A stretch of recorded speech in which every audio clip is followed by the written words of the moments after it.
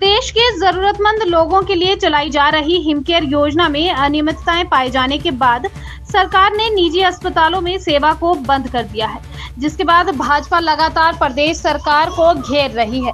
भाजपा का आरोप है कि प्रदेश में सरकार ने हिमकेयर योजना का लाभ लोगों को देना बंद कर दिया है। इन आरोपों पर प्रदेश सरकार के स्वास्थ्य मुख्य संसदीय सचिव संजय अवस्थी ने स्पष्टीकरण देते हुए कहा कि हिमाचल सरकार ने हिमकेयर योजना को बंद नहीं किया है, बल्कि कुछ समय के लिए रोक लगाई गई है।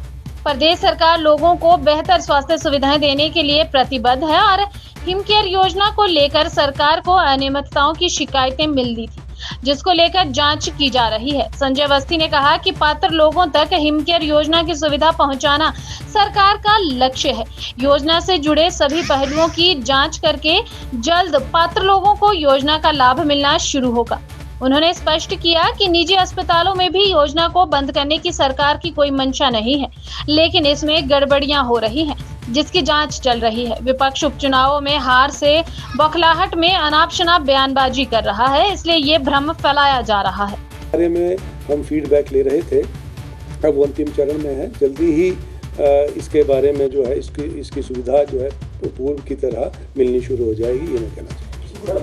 इसमें बदलाव हो सकता है कुछ, जैसा तो कहा जा रहा है कि जो सरकारी एम्प्लॉइज है उसको इस योजना से बाहर निकाला जाएगा, कुछ इस तरह की कुछ चर्चा हुई? नहीं, अभी ऐसा कुछ नहीं है, क्योंकि हमारा जो दायित्व है प्रदेशवासियों को बेहतर स्वास्थ्य सुविधाएं देना, और स्वास्थ्य सुविधाओं से ही जुड़ा ये एक मुद्दा है।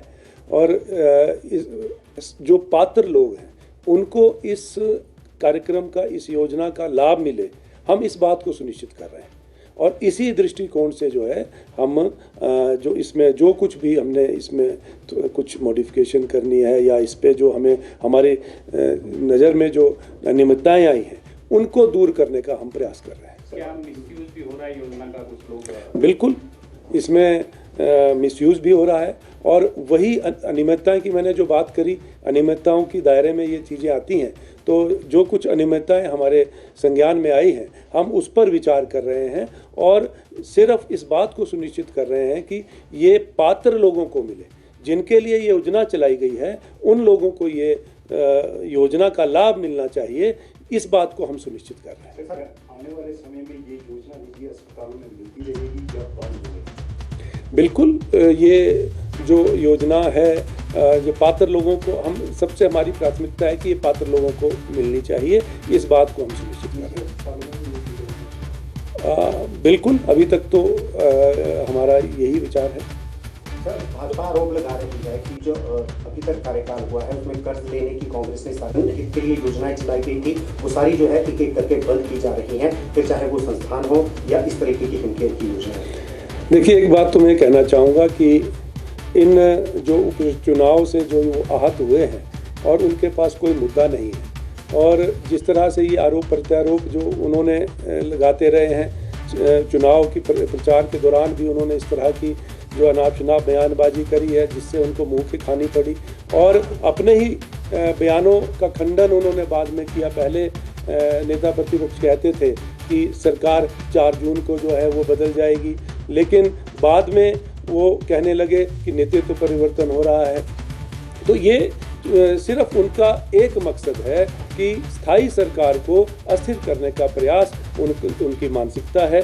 लेकिन मैं ये कहना चाहूँगा कि 5 साल का जो ये जनादेश प्रदेश की जनता ने हमें दिया है, 3.5 वर्ष का कार्यकाल जो अभी हम शेष बचा है, इसमें हमें कार्य करने दें।